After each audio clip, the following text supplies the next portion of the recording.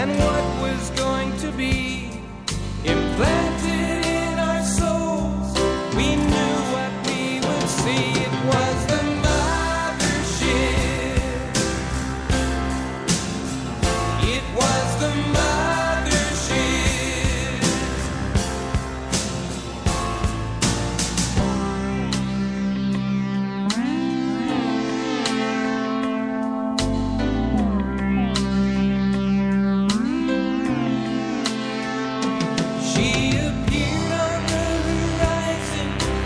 covered up the skies. Our vision began to materialize. Her loving aura beckoned us. Our ears began to ring. Knowing or believing, no longer meant a thing. All right, welcome everyone. Thank you all for joining us tonight on Project Compass. I'm Dave Cruz, joined by Mark Eddy. You can go to the webpage for Project Compass. It is at www.beyondthestrange.com/project-compass, or you can go to the menu tab and click on Project Compass. We are live on the Fringe FM as well. Be sure to go to the fringe.fm. Check out all the latest programming there. Follow us on Twitter at Project Compass X, and the hashtag is hashtag Project Compass.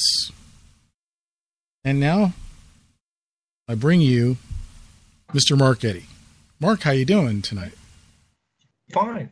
How are you? Did you have a nice weekend? I did not. No. Well, that's not good. The first half, kind of crummy, unfortunately. But I got over that and started feeling a little bit better yesterday and felt a little bit more better today. I don't know what hit me, but it's something that's really gnarly going around. And first it was that crummy flu where everyone has that really bad cough and nausea feeling, and it was just horrible, you know, but you can still function. And then there's this weird bug that hits you for like 24 to 48 hours where it just knocks you on your butt. You don't want to get out of bed. The headache is ridiculous. It's like your head's going to explode. You know, it feels like someone's wringing your guts. Did I make that graphic enough? Or yeah, we don't need to know horrible all the details. Sure, it's not something in the chemtrails. You know, I don't know, but you know me, it probably would be related if I was to explore it and go into it more. But yeah, we got everyone in the Spreaker chat room. We got BTO, Beyond the Omniverse. How you doing? John Teeter was here. I see Joe in there. So it's starting to fill up. We got a great show tonight. Tonight we have Forbidden Archaeology, the Maverick, Aaron Judkins with us tonight. And this is going to be a great, great show. I've worked with Aaron in the past on BTS. And of course, you've contributed to that as well. And, that was a good one. It was great. And hey, Serenity, how you doing? Serenity just popped in. Yep. And to those who are at Twitter on the hashtag Project Compass, welcome everyone.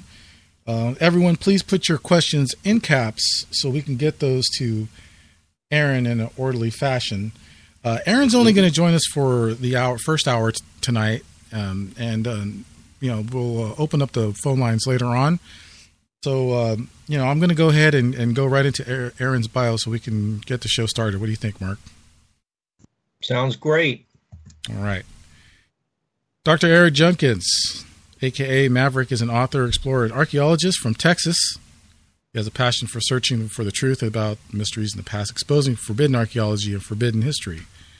He's also a producer known for Finding Noah and Hidden Mount the Los Lunas Mystery Stone. He has appeared in Footprints in the Stone, Forbidden History 2, and Watchers 8. Maverick has participated in numerous excavations throughout the U.S. and Israel, including the Pool of Siloam in Jerusalem, 2004. He is credited with mapping the longest contiguous dinosaur trackway in the Western Hemisphere and discovering a new trail for dinosaur tracks named the Judkins Trail. Maverick has been featured on both international radio and TV broadcasting, including Coast to Coast AM with George Noory and History Channel's H2. He is the host of his own show called Man vs. Archaeology, and he has a Ph.D. in Biblical Archaeology. Please help me welcome to Project Compass, Dr. Aaron Judkins. Aaron, thank you for joining us tonight. Hi, Dave and Mark. It's so great to be on your show. I'm looking forward to discussing this exciting topic for tonight. We are so glad to have you. Yeah, and Aaron, you're about the third guest in a row where you're going to be bringing your international travels to our audience, and I think so far people have, the audience has been like, wow, that was, I've never been there. I'm just glad, to hear, what you learned. You just kind of make the world a little smaller place where, we're all learning from each other. So I'm glad you're going to be bringing your perspective. Well, that's what I like to do. I like to go out in the field and go investigate sites that most mainstream archaeologists aren't going to bother with. And I like to go look at those things really out of the box on it, because most of this is what some would consider taboo archaeology. And I think it's worthwhile to go out and investigate and do research, not just on the internet, but get your hands dirty and go out in the field and if you can get there and go look at it and investigate it. And part of that is just, what I like to do anyway. I'm kind of natural at it, I suppose, but I've always, thought if I could bring back information about XYZ site and then just let people make up their own mind about it. I do have a lot of my own opinions about these places that are quite different than most mainstream, and even different than the current views of thought. I've had some of those opinions, shattered as well, and some of my own sacred cows slaughtered. So it's come at some sacrifice, to be honest with you, but I really enjoy doing it. Aaron, you bring up a good point about you've been there, and it's just standing at just say one of the places in the Holy Land where you worked. It's just different than getting the Street Finder, street view on Google Earth. I mean, it's like actually being there just really, is different than looking at something on Google Earth. You can feel the air, right, and the smells and. Right. It's just a whole different experience, and I've never been there, so I'm really looking forward to hearing what you have to say over the next hour. And you just mentioned boxes. One of the things that I wanted to get into, and Dave and I have been covering a lot over the last few weeks. Like with Jason, that's one person is we've been talking out of the 9 shows or so we've done. We've spoken a little bit about historic preservation, and we'll be developing that more as we go on.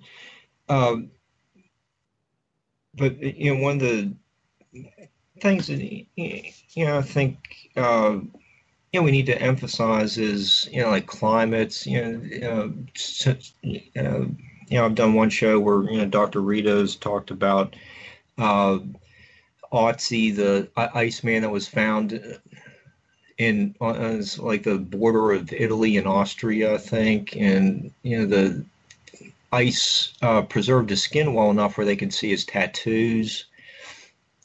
You get something like northern European saints that were buried near the coastline, and the salt preserved his bodies, or their bodies, and the church said, well, they're uncorrupted even during death. They were that holy.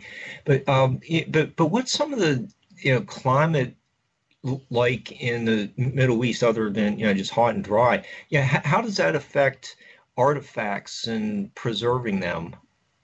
Well, if you're talking strictly the Middle East, it really depends, because there's different areas like that have hard crumbly rock, and then there's sand, and it's interesting because you was talking about being at these places. I never forget the first time I went to Egypt, and I stood next to the Great Pyramid, and I realized how small I was in this huge colossal pyramid, and just the foundation stones alone. I was in complete awe, and just in getting to climb up in there and go inside the king's chamber, it's just an incredible experience, because here in the States we're used to walking on things that are hundreds of years old, and I still love that. I love the American Southwest and the Native Americans, but man, over there you're walking on thousands of years of history.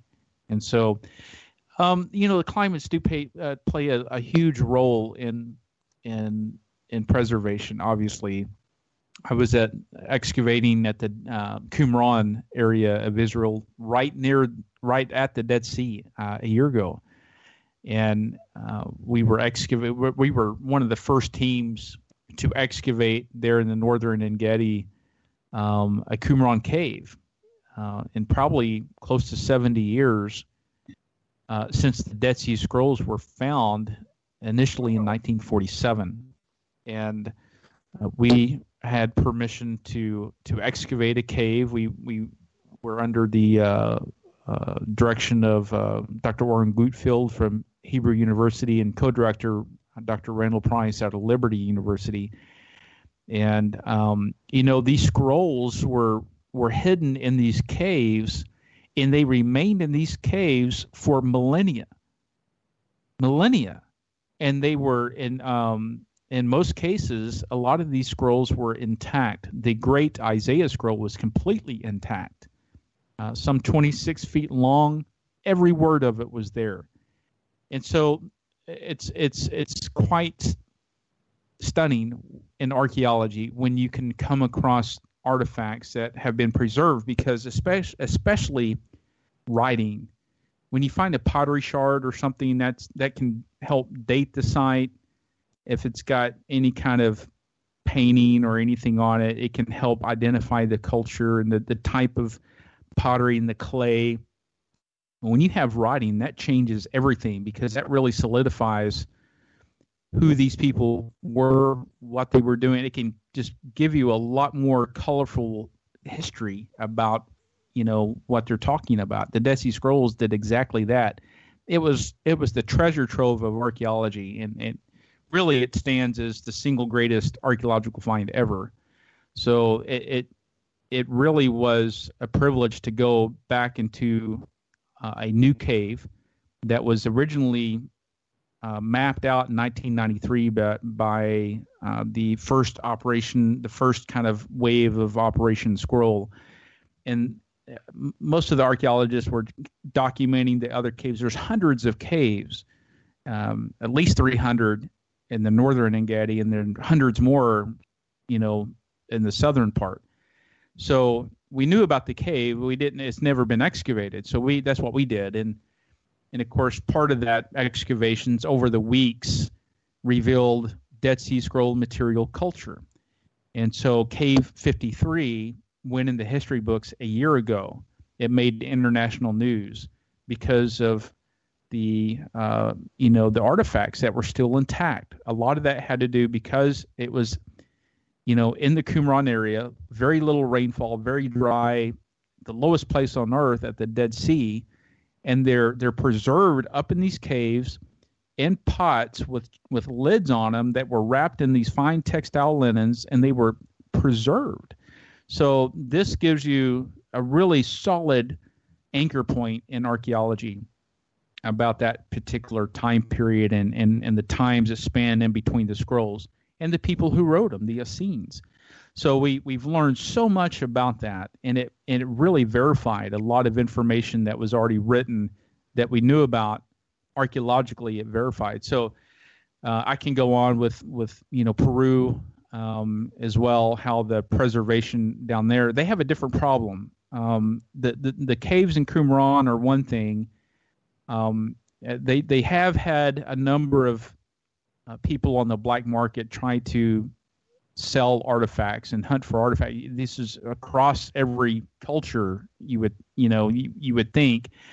Even Israel has this problem of antiquities that are on the black market, and look, Israel is one of the places that they've cracked down on that stuff, and it's highly regulated. You just can't go to XYZ and start digging. It takes about an average of 5 years to get a permit. But there are people that have been caught red-handed, in the caves at night trying to dig, and some, I don't know, handful of people got prison sentences over that. Sure. It's a lot different in Peru, where they don't have the resources that Israel does to protect their material culture, and so Peru's, they have a different economy, and they just don't have a lot to invest in their infrastructure anyway, and so preserving historical artifacts or material culture is very, very difficult, almost impossible for them. So they have a lot more of a problem with the vaqueros illegally digging for artifacts and selling them on the black market. And Aaron, I just had two quick questions for you. So if you're working internationally, you have to have like a good background, reputation. You're working for college, university, some organization that is reputable. Is that correct? In most cases, you have to. In some cases, like Peru, I teamed up with L.A. Marzulli and Richard Shaw, and we, L.A. asked me to come down and study 4 specific elongated skulls from the Paracas History Museum, and so that was my job. And so I studied these skulls, and I was down there for almost a month. Across Peru and Bolivia, going into Tiwanaku and Pumapunka, and these other places are pretty cool. But that was my job. I was more of an independent, contractor at that point. But I'm not down there digging either. And to get any kind of permit for official excavations usually is a lot of bureaucratic red tape, and it's a lengthy process. It's just there's nothing fast in most of these countries where you just think you're going to go do something. It's a very slow and painful process, and sometimes it's years. Okay. Hey, Aaron, we had a couple questions. How much older are the Dead Sea Scrolls in the Bible? Okay, that's a great question. The oldest text that we had before the Dead Sea Scrolls were discovered in 1947 was the Masoretic text called the Aleppo Codex. It was about 1,000 years old. That's the oldest text that we had at the time. And the Dead Sea Scroll discovery changed that in 11 caves over about a 10-year period. Some of these caves were not excavated properly by archaeologists. The Bedouins actually discovered the Dead Sea Scrolls. 2 Bedouin shepherd boys discovered the very first scrolls in Cave 1. So by the time the archaeologists understood what was there, it was kind of a race against the Bedouins and the archaeologists to get to the caves to properly excavate them. And so the Dead Sea Scrolls is really, really important because it pushed that date back another 1,000 years. And so the oldest text that we have now within about a generation of Christ is 2,000 years old. So that bridges a gap of a millennia. And the text in these scrolls are written in Paleo Hebrew. They're written in modern block Hebrew. And when I say modern block Hebrew, the modern block Hebrew, Paleo Hebrew went out of favor in about 500 BC. The Phoenicians also used it. And the modern, what we call modern block Hebrew, which is the revived language now, was that language began to change in about 500 BC. So the Dead Sea Scrolls are written in the Paleo Hebrew, which is the archaic Hebrew, kind of pictographical a little bit, and then the modern block Hebrew, which is the script that they use now, and then some of them were written in I think Aramaic. So there is a very small percentage, but there was more than just the Old Testament. Every book of the Old Testament was discovered except for the book of Esther, but every book of the Old Testament was vetted. 2,000 years of written history right there. So it really changes what we know, and that's what archaeology does. It changes what we know. So does that answer the question? I'm sure that was probably a very thorough explanation for. Was that Daryl who asked that? Yeah, that was Daryl. And we have a follow-up question, Aaron, as a matter of fact. Adnome in the Spreaker chat would like to know, how are they dated, or what process is used to do this? Oh, that's a good question. There's a number of ways that they can date. They can date the. It depends on what the parchment is. Some of them are on papyrus. Most of them are on vellum, and so they can date those. They can date the style, of course, what the Paleo Hebrew was, and so they can help date the style of writing. But they understand a very particular, whatever particular scroll that they're looking at. They can understand the time period that was written. The scrolls were not all written at the same time. They span, quite a bit of distance. So the scrolls are written over a period of time, and so they can go back and look and match that up with the people who lived there at the time who wrote the scrolls, who actually lived in the Qumran area, called the Essenes. And we know from the Roman history of the persecution of the Jews there after the destruction of 70 AD, that when Titus came in and sacked Jerusalem in 70 AD, the Romans were really on a pursuit.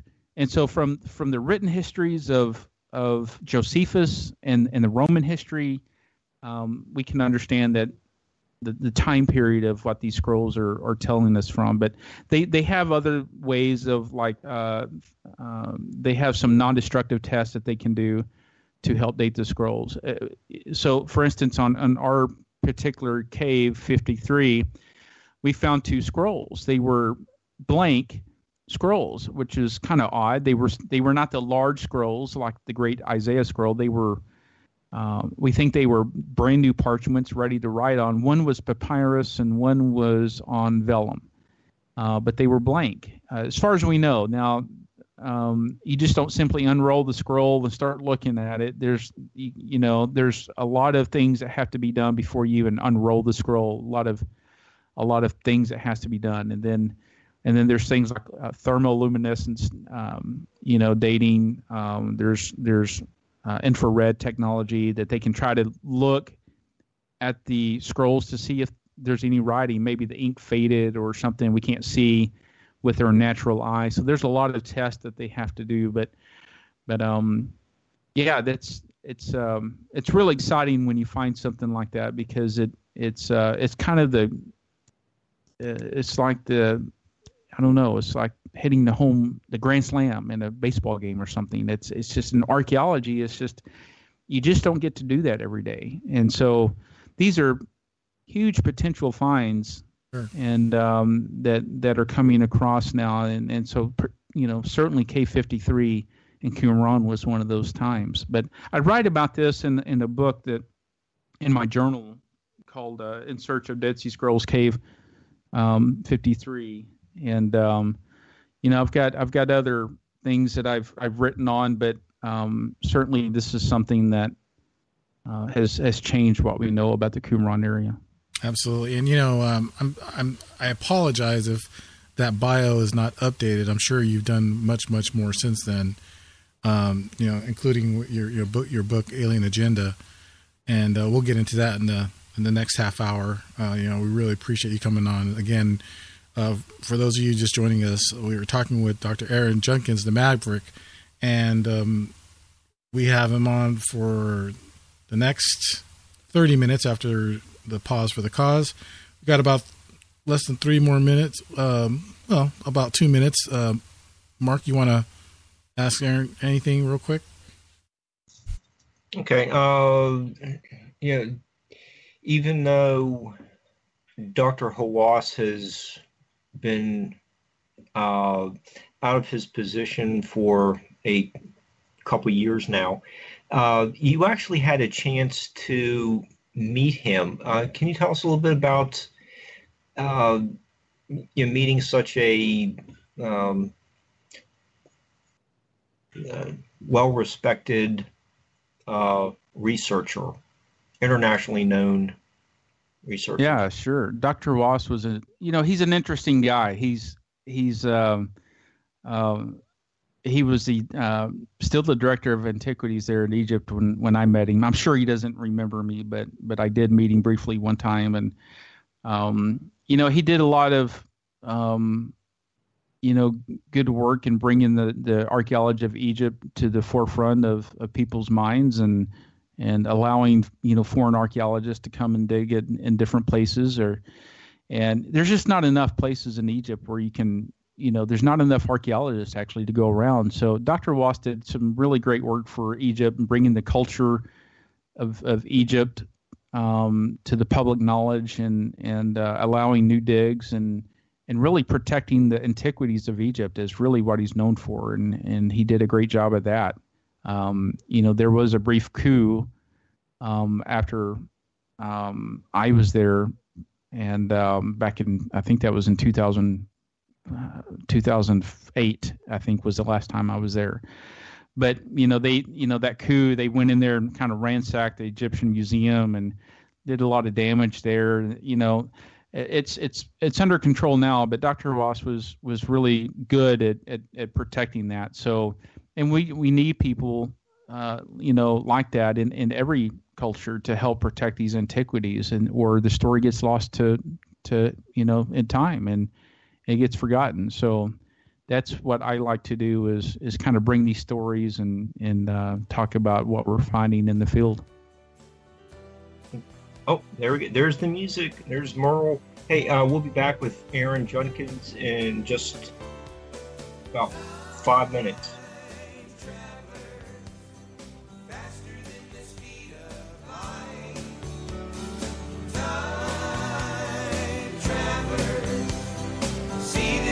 Stars at night, there after Earth's creation, saw Mother Nature born, watched the continent rising through the cosmic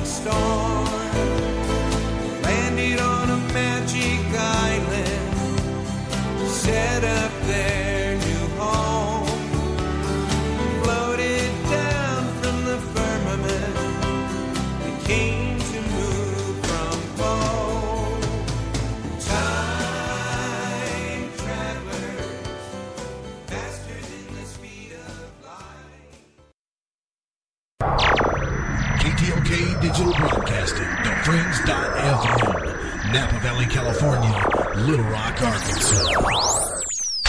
Do it live! I'll write it and we'll do it live! You guys rock.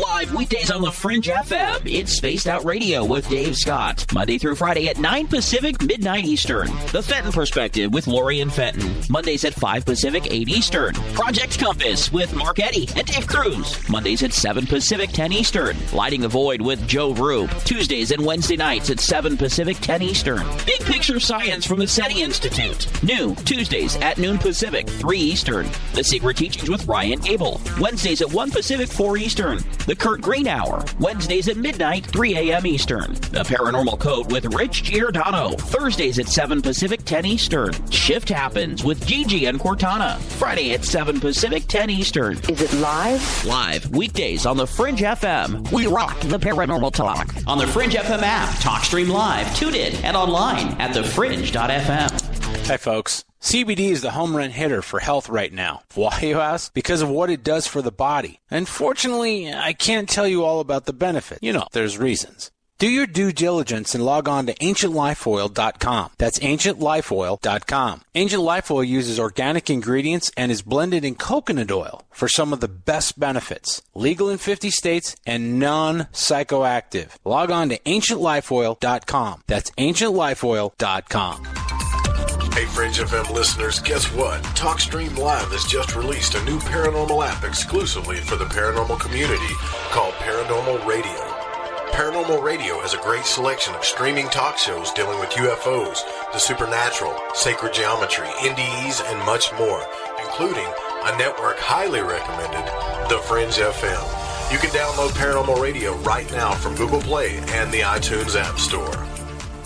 I'm getting older and noticing that my body just doesn't work as well as it used to. So I like to keep fit as possible by hitting the gym a few times a week. Recently, I started having a nagging bicep pain, and it got so bad I couldn't even lift the weights. When I was complaining about it to a friend, he told me about Angioprim. He said chelation helps remove toxins, heavy metals, and cholesterol in veins and arteries that may cause blockages. You know, after just 1 week of taking Angioprim, the pain was gone, and now I'm back in the gym full strength. Scientific research proves the active ingredient in Angioprim has superior oral chelation action that helps promote cardiovascular health. So to learn more, go to angioprim.com. That's ANGIOPRIM.com, or talk to a trained consultant. Call Angioprim toll free at 877-882-7221. You'll feel better with more energy. Call 877-882-7221 or go to the website angioprim.com.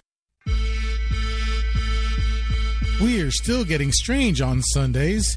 Hey everyone, it's me, Dave Cruz, host of Beyond the Strange Radio, letting you know we're on live Sunday nights right here on the Fringe FM. The Strange Sunday saga continues live at 5 p.m. Pacific, 8 p.m. Eastern. Listen on thefringe.fm or at beyondthestrange.com. Again, that's Sunday nights, 5 p.m. Pacific. See you there. Hey, Fringe FM listeners, did you know that when you're on the road with limited data or no Wi-Fi available, you can still listen to every minute of the Fringe FM by calling 701-719-3971. No smartphone, app, or internet needed. Saves your data plan and no extra cost if you have unlimited minutes. Call 701-719-3971. That's 701-719-3971. Listen to the Fringe FM on any phone, anytime, anywhere. Come own the night with us. Hi there, this is Dave Scott, host of Spaced Out Radio. Every Monday through Friday, right here on KTLK, the Fringe FM, I'm going to lead you down a path of mystery, intrigue, and suspense. So whether you've seen a UFO, had a run-in with Bigfoot or Dogman, or had ghosts running around your house, this is the place to be. Spaced Out Radio, right here on KTLK. Going down to Atlantis, through the Sargasso Sea. Going down to Atlantis, won't you come along with me?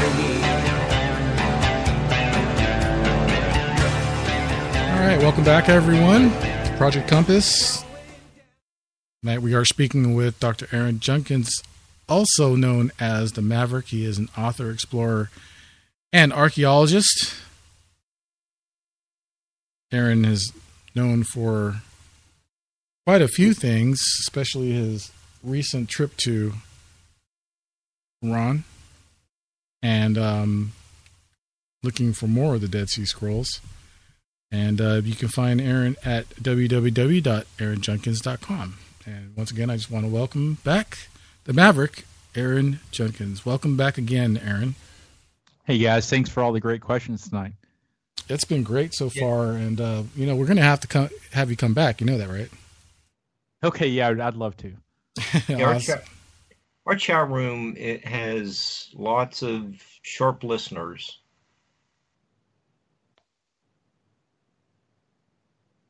Yes, I agree. I would agree with that. And Aaron, let's talk a little bit more about you and your book, Alien Agenda. We talked a little bit about that on BTS, but let's go back and just kind of go over, what that's about. And we talked a little bit about giants, and we talk about giants on the show. Sometimes they're not the same. It's different information. Doesn't mean it's a bad thing. But you are in favor of the giants being of the Nephilim, correct? Right. Yeah. Certainly the giant subject was very intriguing for me for a number of years. Mainly because when you're going back and you're reading in the book of Genesis, and then you see these giants, these creatures that defy our human comprehension, really, and then you see them come back in Numbers 13:33, and they're races of giants at this point, and you're thinking, what are those guys? And it's really intriguing to me how the book of Enoch, which was actually found in the Dead Sea Scrolls, verifies that there were giants in that existed. It reads like the Lord of the Rings trilogy, kind of. It's bizarre. I think it's the book of Jubilees and the book of Jasher and all these apocryphal books have really given us some insight, I think, into those days. It's amazing. But yes, I do agree that the Nephilim were the giants. I think there's a lot of textual evidence for that the Nephilim were certainly the result of this kind of forbidden union between these fallen angels that Jude says they left their first estate, which means they couldn't go back. Once those guys transformed, they were kind of sealed. And so the Nephilim were the offsprings of these fallen angels and the daughters of men. And these guys, it says, that they, had children, and these same became mighty men, which were men of old, men of renown. And so this is talking about the Nephilim. And, when you go back to Genesis 6, it's very clear that the sons of God saw the daughters of men. They were fair and took wives. So there's a huge debate on this. I certainly hold the position that the Nephilim were the giants. And the Hebrew, uses the word Nephilim. That's a Hebrew word. It means the fallen ones. And in the Greek, it's the Hag-Gibarim, which is or Gigantes, which is earthborn. So this is an unnatural union, really, of some of the fallen angels, and their DNA really was the key here. And this is how we get the giants. They weren't just tall people; they were a race of evil, creatures. They were huge, and we see that King Og was described in the Bible, and these guys were around even during Abraham's time. So David and Goliath. In archaeology, we found a pottery shard that had Goliath's name written on it, and there was another one called the Two Gates inscription that also had Goliath's name written on that pottery shard, and it was found where he lived in the area of Gath. So this is where they were from. They were from the Anakim, and we see that there's different races of these guys. But when you're looking at the giants, it's quite amazing because you have King Og, who was from the Rephaim. These guys were kind of known as the Walking Dead. They were these evil entities that are described and also elsewhere in Genesis and then Deuteronomy and Isaiah describes these guys. At the time of Moses was he was looking at these giants, and this one particular was kind of the last of the remnant of these giants named King Og. And then you have the Anakim, and these guys were named from their name means from those who the heavens came, and they were really the kind of the famous ones where we talk about David and Goliath. And then you have these other races of giants like the Emims. They were called the proud deserters, were also translated as terrors. And then you have the Zazumims, who were the evil ones, or the evil plotters. And so we see that the archaeology really confirms this in some circumstantial ways throughout ancient history. In Angola, the giants of Patagonia, giant skulls of Siberia, giant skulls in Bolivia near the Gateway of the Sun, and Ohio, Lovelock Cave in Nevada, the red-haired giants, Panther Cave in Texas, and in a number of other places. We see that these giants, these reports of giants, have come from all over. So I wrote a chapter in L.A.'s book. We wrote this book called On the Trail of the Nephilim. I say we wrote it. L.A. wrote it. I wrote a chapter in it. And then On the Trail of the Nephilim, Volume 2. And I write another chapter on that. Basically, I give my report on those elongated skulls in Peru. And so my report is in Volume 2 of those two books. But in my book, Alien Agenda, The Return of the Nephilim, I certainly lay out the position for the Nephilim, what those guys were, how they fit into history. I talk about the differences of these races, and then I get into the UFO phenomenon and how it ties into today, and then what's going to happen with these guys in the future, the subtitle, The Return of the Nephilim. So very interesting things here that's happened, that's happening, and that is going to happen still. So some wild stuff.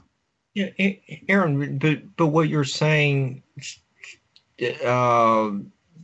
like Goliath and Og, one of the other characters, their behavioral patterns seem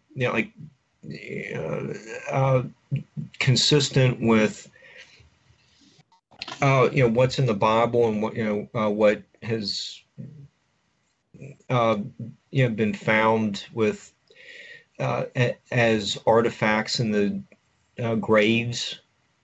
So it does sound like what is recorded in just say like the Book of Enoch sounds like what was actually what actually happened in the centuries that followed. Well, we know from not just the scripture. I understand that the Book of Enoch is an extra biblical book. It's an apocryphal book. It's not part of scripture, although in parts of other faiths like the Catholicism and some other, they do include it. But it's interesting because the Book of Enoch and the Book of Jubilees, really, the Greek and Aramaic of these scripts that were attained in the 19th century, and they were held in the British Museum and the Vatican Library. And it connects the origin of the Nephilim with the fallen angels, in particular the Watchers. And it's very detailed when you read these. I'm not saying we can take it all as true history. We don't know for sure. I'm not dogmatic about it, but it is, ancient text, and it coincides with the ancient civilizations from these time periods that we know about, Baalbek in Lebanon, and the ancient Baal temple that was built at the base of Mount Hermon. Enoch describes 200 class watcher angels descending on Mount Hermon, and it gives their names, all these names, and it tells exactly what they were doing. So one of these angels was a very high rank. He's described in the Book of Enoch as the leading rebel sect of angels in this descent to earth, and it gives a very detailed description about this. Also in the Book of Jubilees, talks about these Nephilim that are kind of in interfering in the affairs of mankind, and in the days of Jared in the Old Testament, it talks about the days of Jared, and in his days the angels descended upon the earth. And Jared is we say Jared in Hebrew is probably Yared. The J is silent, and it means to descend. In the days of the descent of who or of what? Well, of these creatures. This ancient book really describes the Nephilim as being evil giants. We see this throughout the antiquity and these cultures, from ancient Mesopotamia, ancient Egypt, Israel, the Levant, Iran, ancient Persia, ancient Iraq, of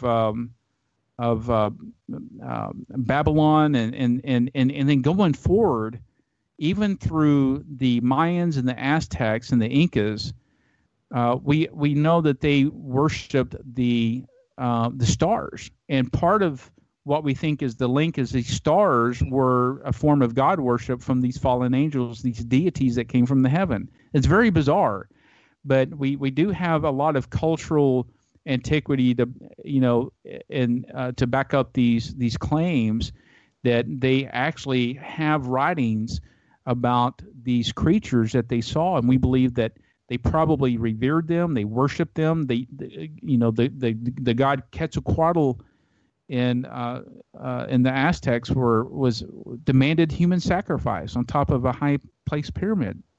So we see that the pyramids are all over South and Central America, just like they were in the Middle East, but they're stepped ziggurat pyramids, like the original pyramids were in ancient Mesopotamia. They were not the pyramids of Egypt, although back in that time period there was casing stones over it, so it was smooth. But the original pyramids that predated the Egyptian pyramids in ancient Mesopotamia were ziggurat stepped pyramids, and it was a high place. And on top of that high place, at least in the Aztecs, we know that they performed human sacrifice.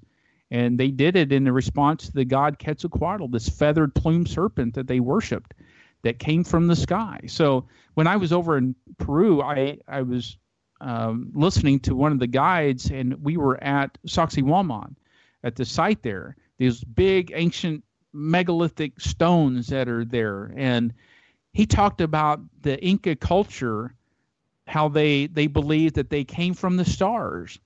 And I stopped him. I said, "You're telling me that they claim they came from the stars?" And he said, "Yes, that's what they claim. That's what they believe. Their ancient belief system is they came from the stars." And so we see the ancients really revered the stars. We know that they aligned with the stars. There's some very interesting things going on, but it all ties back to these fallen angels and the fallen angel worship that originally came down on Mount Hermon. Okay. Hey, Aaron, I know, we just have the 1 hour with you. I just want to, just touch on some other things too. Since you've worked with some dinosaur fossils, do you find that dinosaurs may have lived up until a little bit more recent times, or do you think they all died out like millions of years ago with the asteroid hitting in what's now the Gulf of Mexico? Right. Well, let me answer it this way. Belief is a really powerful thing, and beliefs are very hard to change. What I personally believe is really irrelevant. Now, I can tell you from the archaeology and from some of the things that we're finding is that there's evidence that the dinosaurs did not die out, that they were seen throughout the medieval cultures, even up to the Native Americans, have pictographs of what we think are dinosaurs that are around. There's several of these sites. Probably don't have time to get into all of them, but the Native Americans saw what looks like to be dinosaurs on these pictographs. These also are around the world. We know that before 1841, the term dinosaur didn't exist. Sir Richard Owen invented that word. But before 1841, no one knew what a dinosaur was. These creatures were known as dragons, and that's what we get the dragon legends all the way through the Middle Ages, St. George and the slaying the dragon, and many others. But you go through the Chinese and the Japanese cultures, they have dragons. That their feet are a little different. I think one has 3 claws, one has 5 claws. I'm not sure which, but there's dragon legends throughout history, and so could it be that the dinosaurs did survive? We hear these reports in the Congo of Africa of Mokele and Mbembe. The natives call it Mokele and Mbembe. We hear reports of pterodactyl sightings in New Guinea and Mexico, and so I don't know. I just know from the paintings and from the things that I've seen, it's interesting. One site that's I think is pretty interesting is the site in Cambodia. The temple there dates back to I think 1100 or something, and they got these columns, these. It's a ancient temple, and yet there's all these animals on here, and then one particular animal looks like a stegosaur on this column. It has these big plates going down its back. So it looks like a stegosaur. I don't know if they saw a stegosaur, but I think these dinosaurs were around. I don't think they all died off. I think that's where we get these medieval legends from of the dragons and how they were still around in that time period. Look, when you look at a black rhino, and man, that thing looks like it just is stepped out of a time warp. We still sounds like we're getting the cryptids here. We see these creatures that are really unchanged. Let me just say this. The coelacanth, I think, is a really good example of this. It was a fish that was supposed to have been extinct 65 million years ago, back at the time of the Jurassic of the dinosaurs. They said this fish was evidence of evolution, and it grew these fins, particular fins that grew into limbs that walked up on land. Until the fishermen off the coast of South Africa in the 1940s or the early 50s caught one in their nets.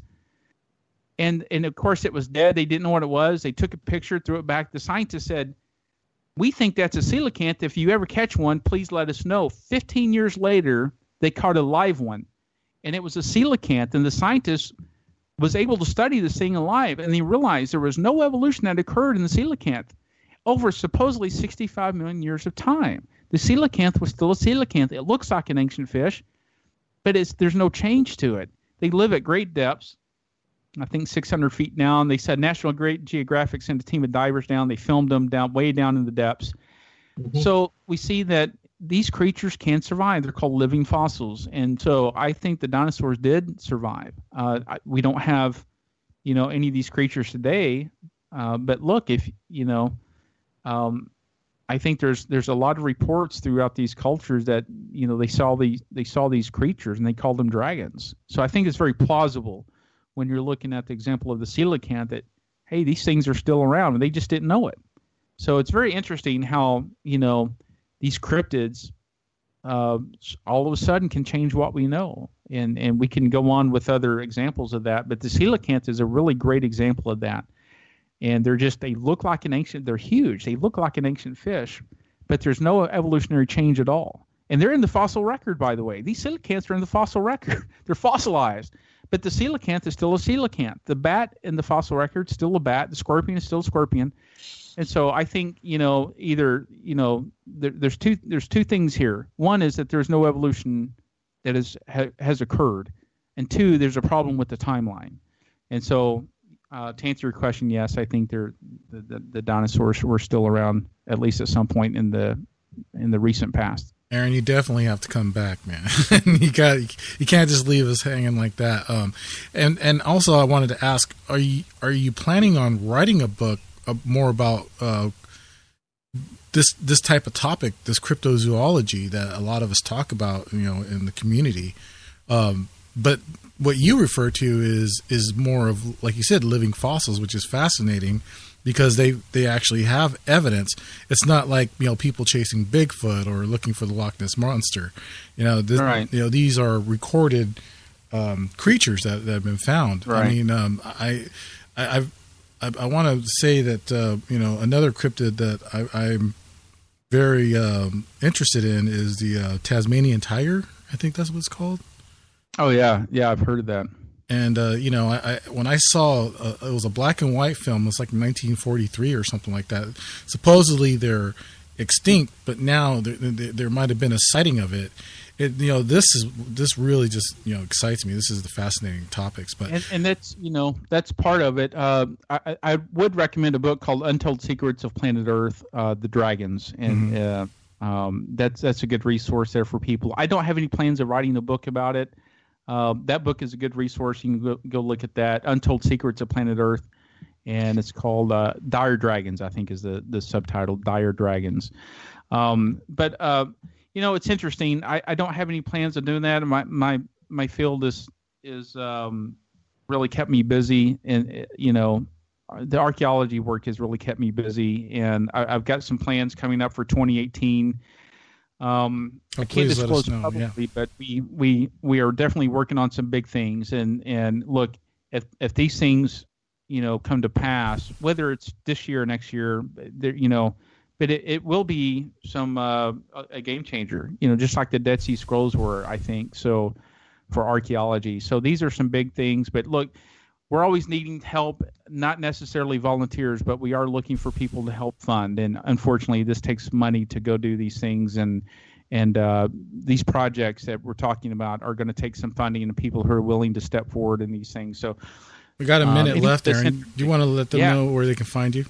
Yeah, just find me at aaronjudkins.com. It's my name, AARON JUDKINS, aaronjudkins.com. That's the central hub. You can contact me there. Everything's up there. And if you want to reach out, you think you can help, that's great. If you just want to send, a word of encouragement, if you want to say, hey, we got a question, I may or may not be able to get back to you in a timely manner. It's mainly because of my schedule, but everything, and all the social media, you can follow me there. And Aaron, we appreciate the kind of cryptic exclusive that you gave Project Compass about something big in the works. It is. I hope to release it publicly. I don't know. I don't have the chance yet to do it, and it may be a while. Depends on what happens here. But part of this is we got to go and look, and we got to verify.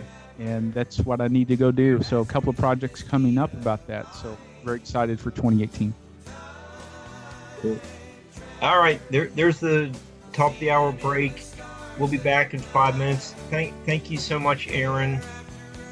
Thanks, guys, for having me on. We're very appreciative. Thanks again. Aaron Judkins, everyone, the Maverick. We'll be right back right after this. Don't go away. Landed on a magic island, set up their new home, floated down from the firmament, they came to move from home. Time travel.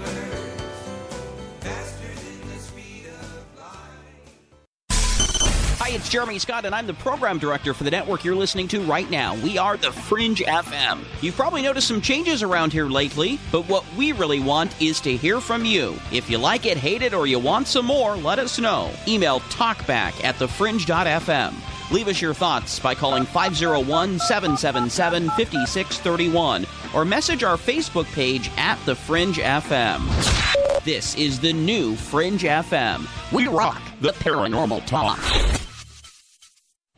Psychic Sundays, spiritual communication, ET contact, Sasquatch in your backyard. We will have it all on Cosmic Passport with me, Elizabeth Anglin. Each Sunday, starting at 9 p.m. Pacific, midnight Eastern, at spacedoutradio.com, I will take you on a journey of enlightenment. The goal is learning from the soul on out. We'd love it if you joined our experience. Cosmic Passport. Live Sunday nights at 9 Pacific, midnight Eastern on the Fringe FM. We rock the paranormal talk. Wouldn't you love to have a really sharp memory? More than ever before, people of all ages are struggling with memory problems and brain fog. Whether your poor memory is age-related or due to the effects of chronic stress, you can now improve your memory while reducing stress with the dietary supplement Calm and Clever. That's right, you get 2 products rolled into one. Some ingredients in Calm and Clever enhance memory and help retain newly learned information more effectively, while other ingredients in Calm and Clever reduce stress by maintaining healthy levels of the stress hormone cortisol. Calm and Clever was created by scientist Kurt Hendricks, a principal investigator in 2 NIH-funded studies on Alzheimer's disease. To sharpen your mind and feel calm and centered, try Calm and Clever for 2 months. You'll love the way you feel and think. To order Calm and Clever, call 1-800-728-9948 or visit calmandclever.com. 1-800-728-9948 or calmandclever.com. So, you love talk radio? Then you'll love TalkStreamLive.com. TalkStream Live is always on, 24/7 with the best streaming talk shows. Find your favorite talkers and discover some new ones. It's free, readily available online or on mobile with any smartphone or tablet. Finding your favorite talk shows all in one place has gotten a whole lot easier. Just go to TalkStreamLive.com. Be sure to download the free apps from Google Play or the iTunes App Store. Oh, you know what I like about me? This is Rich Giordano, host of the Paranormal Code. No, I'm serious. The show's on twice a week now, Sunday and Thursday, on the Fringe.fm and Spreaker, 10 p.m. Eastern, 7 Pacific. Yeah, it's 2 hours. It's live. And I do a show like you've never heard before. So you're going to come here, you're going to get your information, you're going to be entertained. But you're also going to hear the truth like, you won't forget. Like you've never heard before. And for those of you who've been following, thank you. Thank you for talking me into this extra night. Now I'm on twice. Great. Hey, good for you, right? The Paranormal Code. This means something.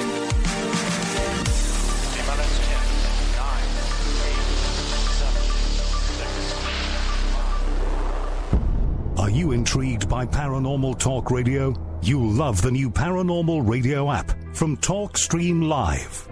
You'll find a great selection of talk shows covering UFOs, ghosts, strange phenomena, and much more. Download the Paranormal Radio app now and start listening to the very best in paranormal talk entertainment, including the network you're listening to right now, the Paranormal Radio app. Free in Google Play and the iOS App Store. Live from New York, it's Saturday night! Live Saturdays on the Fringe FM. The Secret Teachings with Ryan Gable at 1 Pacific, 4 Eastern. Dark Waters at 4 Pacific, 7 Eastern. Into the Paranormal with Jeremy Scott at 6 Pacific, 9 Eastern. Spaced Out Saturday with Joe Roop, 9 Pacific, midnight Eastern. And S4 with Eric Cooper, midnight Pacific, 3 a.m. Eastern. Live Saturdays on the Fringe FM. We rock the paranormal talk. Online at thefringe.fm.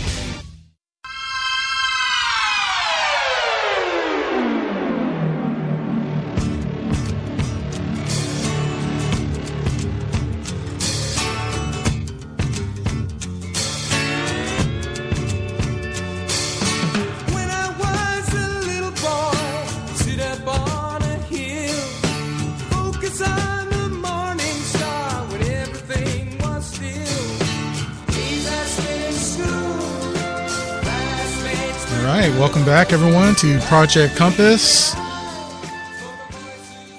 follow us on Twitter at projectcompass.x. The hashtag is Project Compass. We are at beyondthestrange.com/project-compass/ or you can just go to the main menu on beyondthestrange.com. Click on the tab Project Compass. You'll find all of the archives there. You can listen while it streams or look for our past shows. Also on YouTube as well, look for Project Compass. And once again, I just want to bring in Mr. Mark Eddy. Mark, what a wonderful first hour that was with Dr. Aaron the Maverick Judkins. Yeah, it didn't even seem like an hour went by. It didn't. It really didn't. Pretty cray-cray. Yeah. And I was thrown off because that's the first time Aaron ever talked cryptids with me, at least. It's a fascinating subject, and I'm glad he brought up the coelacanth.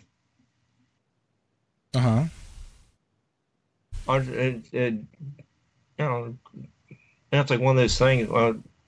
Okay, scientists are saying that it disappeared or died off, millions of years ago. Okay, here's one now. Hasn't changed in millions of years. It survived. Well, you had to have at least, male and female at least survive. So there were a whole bunch of them still swimming around that were filmed. What do you say, National Geographic? I think I remember seeing that on some show. So it's okay. You're off by a few million years. So we really need to reevaluate some of these kind of statements. It's just exciting that dinosaurs may have lived up until a little bit more recent time. Yeah, and that's the thing with your traditional, brick and mortar establishments that will poo-poo, if you will, on a lot of the rogue archaeologists or forbidden archaeologists, and they're the ones that are out there making things happen, and that's what gets me is no one's really taking it serious because they want to relate it to the whole woo-woo crowd. And that's I'm sorry to be talking like like that, but it's true. But well, sure, there is the woo-woo crowd, but you also can look at just go back to these ancient texts. Okay, there's the one example of some creature, but documented in the Book of Job as like something that is recorded in the River Jordan or the Nile or something like that. And it's described as having a tail of the size of a Lebanon cedar. Okay, those are pretty huge trees. So, what kind of river animal has a tail that large? That's pretty. That's not my opinion. That's just go through the Book of Job. I think it's in like chapter 40 or something like that. So some aquatic creature mentioned in the Bible. So the Bible's covering woo-woo too. Right. Plus you get all the zombies in there as well. So it's kind of like when it's like Stephen King talks about it. The Bible is like one of the most macabre books ever written.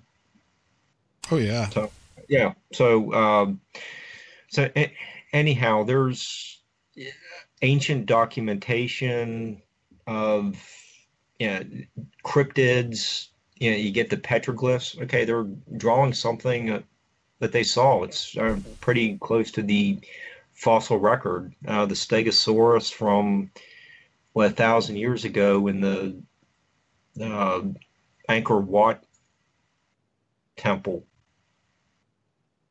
And again, I want to kind of come back to what Aaron was talking about with these living fossils.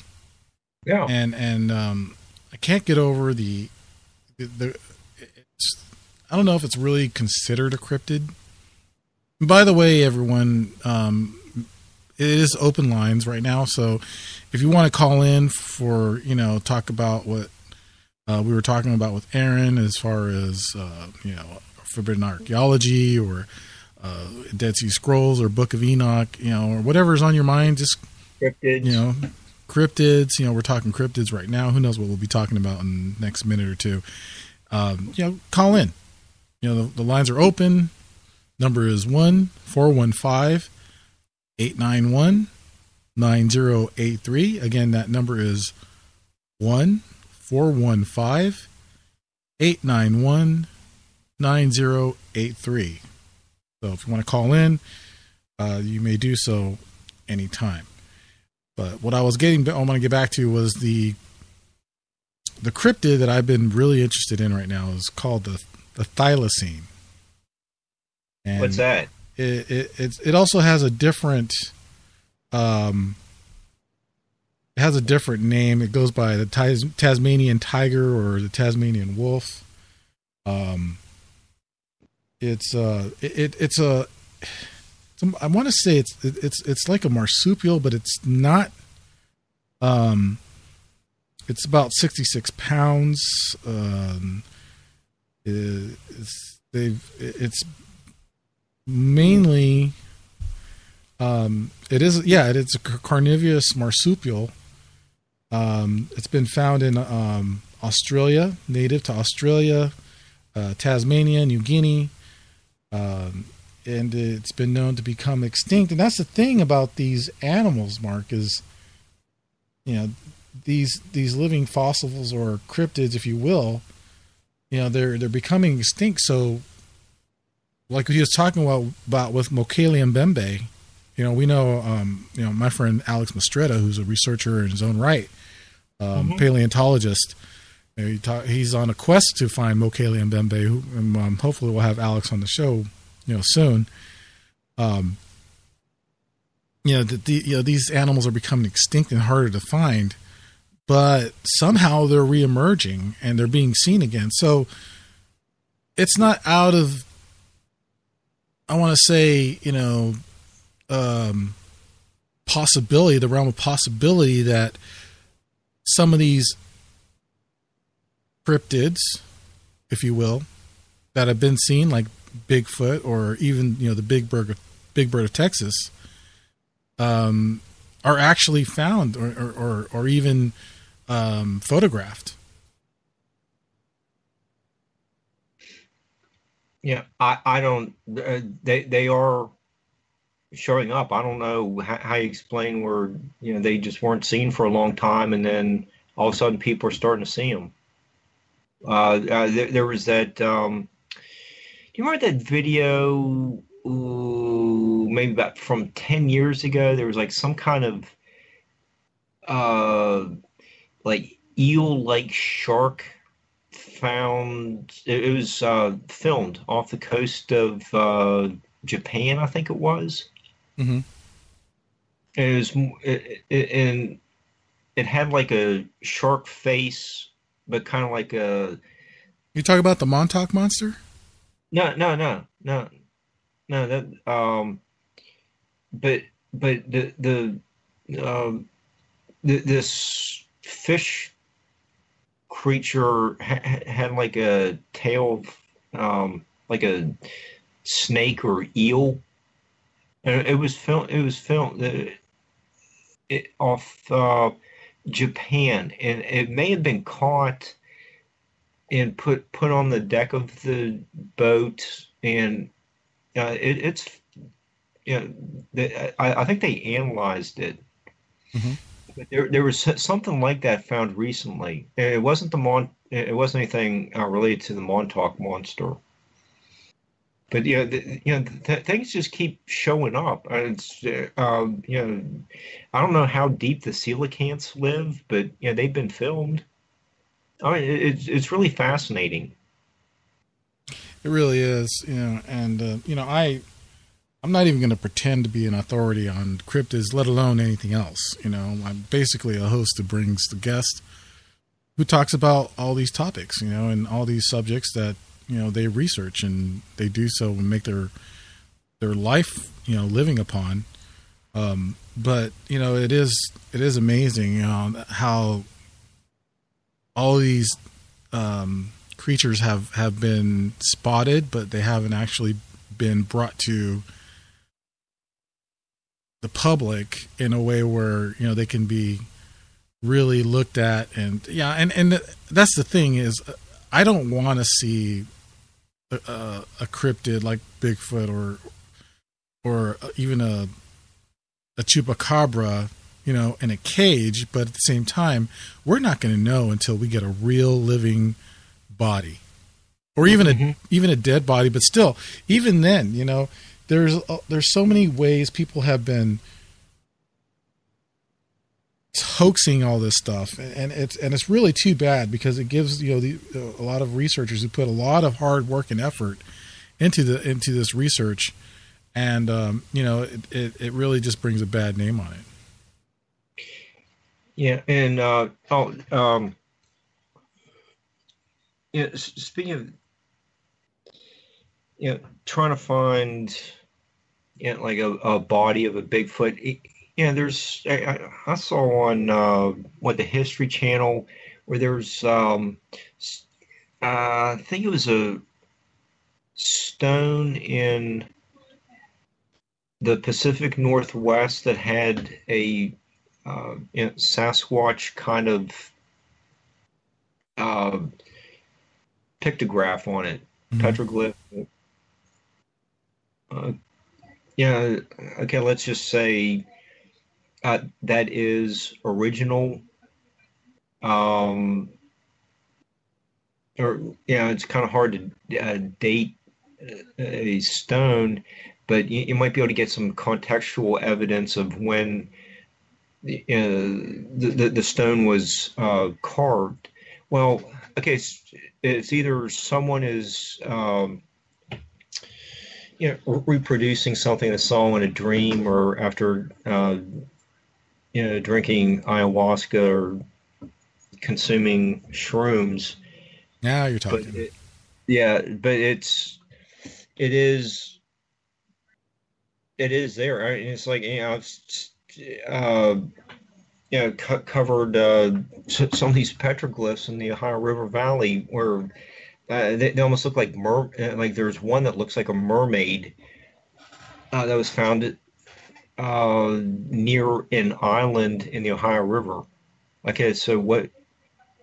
You usually don't think of mermaids, kind of like in the Pittsburgh area.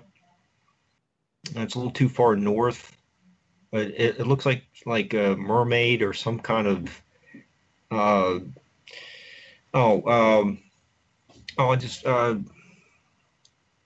what are those things in Florida? Manatees. Looks like a manatee almost. I'm not even sure. Yeah. So what's something like that? Mm-hmm. I mean, it's these petroglyphs were dated to somewhere recently, like 1400 AD. It's kind of a just general time frame. Okay, but there aren't too many creatures like that would really fit that description. It's either something out of your imagination, or you saw something. And it's the same as the Bigfoot petroglyph. What are people saying? But that's the thing, is they are being recorded. I mean, it's part of, I don't know if you want to call it legend or folklore, but it's definitely part of culture. I mean, even with the ant people. Yeah. you know, they have these pictures, these petroglyphs, like you say, that you described. They have with like almost a helmet-looking type being with the antennae. Mm-hmm. What are and you know they're the ceremonies in the kivas of them emerging from the underworld, which kind of leads into next week's show. We'll plug, we'll be covering that next week. But by the way, what was it? Quick plug, by the way, you wanted to mention. I know this is going way off topic and has nothing to do with our conversation right now, but you did want to bring up a recent place that you visited. What, the restaurant? I was almost going to say, since we're talking about fossils, I thought Dad might not like that, but then again, he might not. But he might. You better be glad he doesn't listen. Yeah, I'll send him the link tomorrow. But I did want to say hi to Dad and his roomy Dick again. It is Mr. Eddie, right? Yeah. Get better soon, Mr. Eddie. Yeah. Yeah, I think you can come back and kick Mark in the butt. Yeah. Yeah, I think with the chicken jalfrezi last night that they probably got a nice what do you call it, helping scoop of curry and this very tasty tomato sauce, and it's probably gonna give them a little bit of pep to get through this week. But it was I had a little bit too when after I served them dinner, and the Tandoor Cafe in Aurora, Ohio, really makes it's a great restaurant. All the meals that I've had from there have been delicious. There's a free plug for them. Just keep doing what you're doing, because you do have a really special restaurant going on, and it's just all three of us enjoyed dinner last night, and I had more for lunch today and dinner tonight. So anyhow, there's your a free plug, and hopefully we'll be up there next Tuesday as well. That'll be the last time I get to stop there, but for a while. But I have some ideas of going back up there to the area for some research over the summer. And Jason was talking about the North Benton Mound. I may have to stop in there to see about where that mound was located.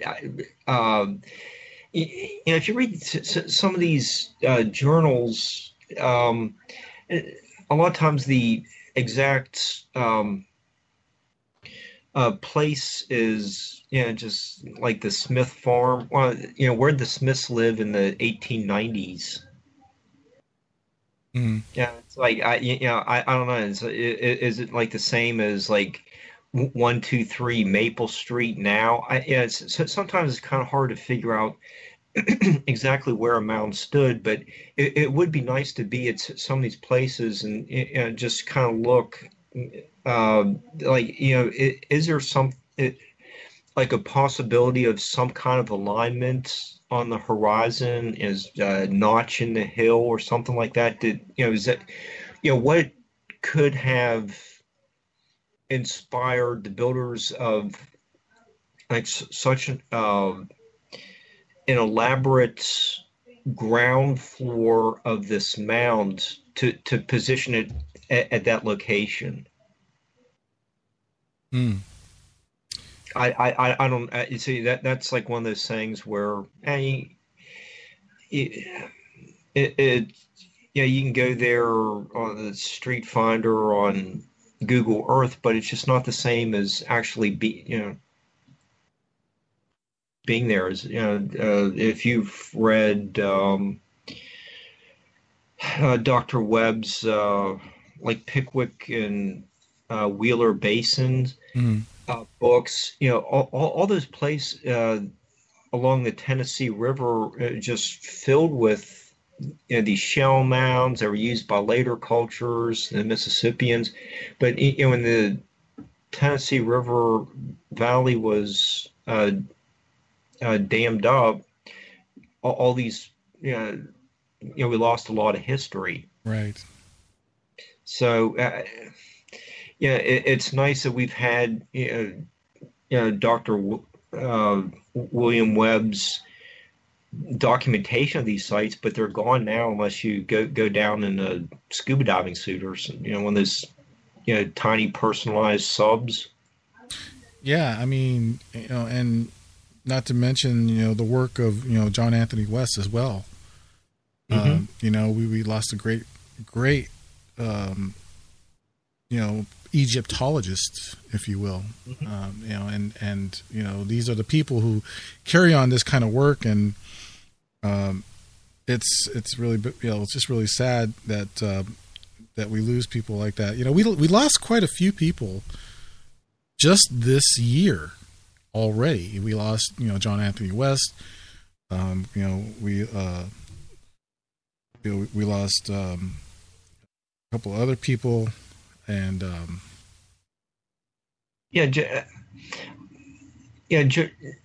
I met him. We spoke for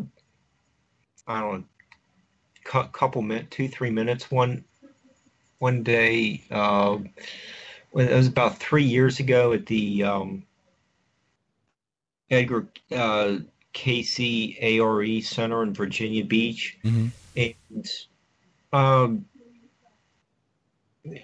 I think I spoke with him after his lecture, and he was funny guy, informative. It was just a little bit of everything. Very insightful. Spoke with him. He was very approachable. He was spoke what's on his mind. Yeah, and people were very glad to run some of their ideas by him. He was patient enough to listen to hundreds of people lining up, just talking to him, during the meet and greet session. And I just from the little bit of time I had the one day with him, I can't say enough nice things about him. He had a great presentation. Get you thinking. It's just his book "Serpent in the Sky" is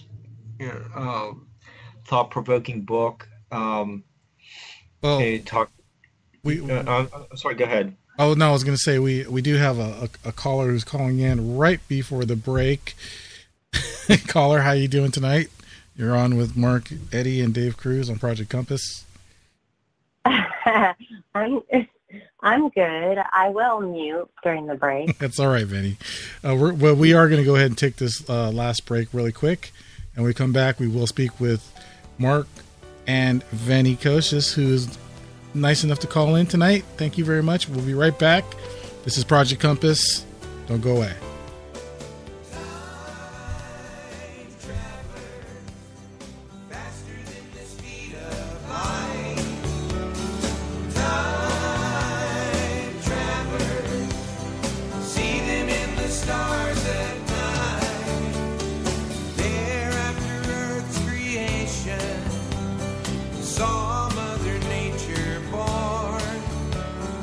Watch the continent rising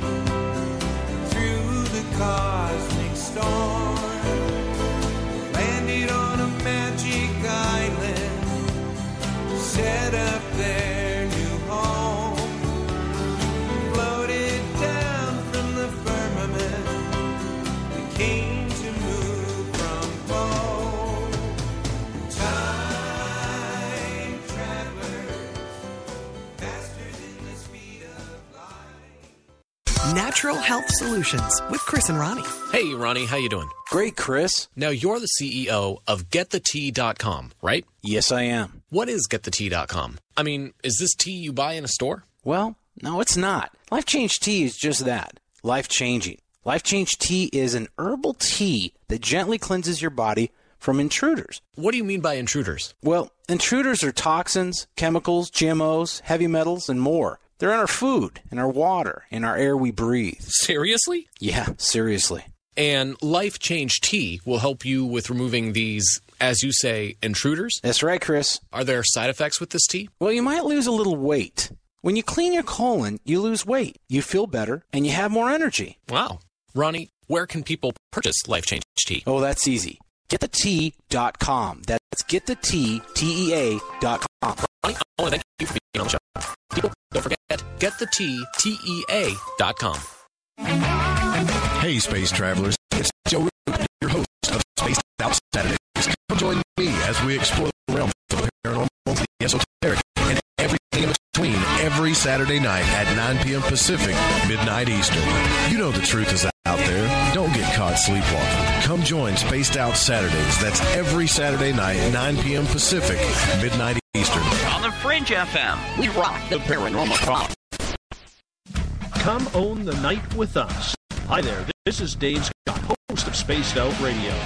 Every Monday through Friday, right here on KTLK, the Fringe FM, I'm going to lead you down a path of mystery, intrigue, and suspense. So whether you've seen a UFO, had a run-in with Bigfoot or Dogman, or had ghosts running around your house, this is the place to be. Spaced Out Radio, right here on KTLK. Do you or a loved one suffer from migraine headaches? Listen to what scientist Kurt Hendricks has to say. 35 million people in the United States suffer with debilitating migraines. If you or a loved one are one of them, you need to know about MiGrelief. Hi, I'm Kurt Hendricks, the scientist that formulated and patented the MiGrelief migraine formula. MiGrelief is a non-prescription dietary supplement recommended by neurologists, pharmacists, and pediatricians to address nutritional deficiencies in both adults and children over 2 with migraines. Try MiGrelief. Difference it can make in your life or get your money back, no questions asked. Go to MIG911.com or call 800-MIG-7354. You can change your life today. So if you suffer from migraines, don't wait. Call 800-MIG-7354. That's 800-MIG-7354. Or visit MIG911.com. Do you find yourself bored? More about the mysteries and conspiracies behind our reality, specifically every Friday night from 7 to 9 Pacific? What a coincidence, because that's exactly when me, Gigi, and my lovely co-host Cortana kicked over the airwaves with just the right relation to give you that eargasm of conversational excellence that you deserve. So be sure to check out our show, Shift Happens, every Friday night from 7 to 9 Pacific. That's 9 to 11 Central. And let's shake some talk radio tail feather, shall we? Right here on KTLK, The Fringe FM.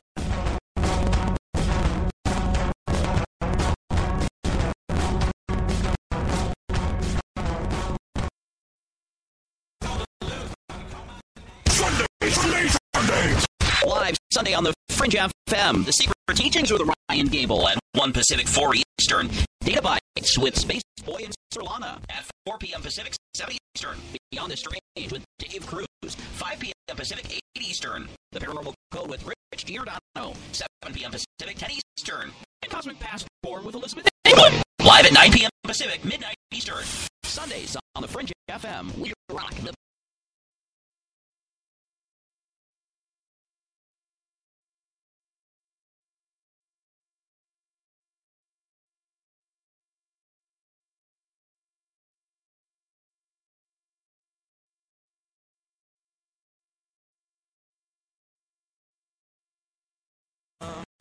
distant land, searching for a new way of life, freedom for every man. When a song really meant something, and you everywhere. And the feeling was that every man. All right, everybody, welcome back to Project Compass. I really apologize for the audio issues. I have no idea what's going on. Mark, I don't know if you can hear it on your end. It's cleared up now, seems. Can you hear me? Yeah, I can hear you. Okay. Okay, we're getting a bunch of comments now. The station is skipping. They could just hear me at one point. I don't want to do a 25-minute monologue. I hope I don't have to. I don't want you to either, and I don't either. I tell you what. Let me see if I can restart Spreaker real quick and see if we can come back to this. Everyone, okay. Just stick around, everyone, and see how this goes. Okay.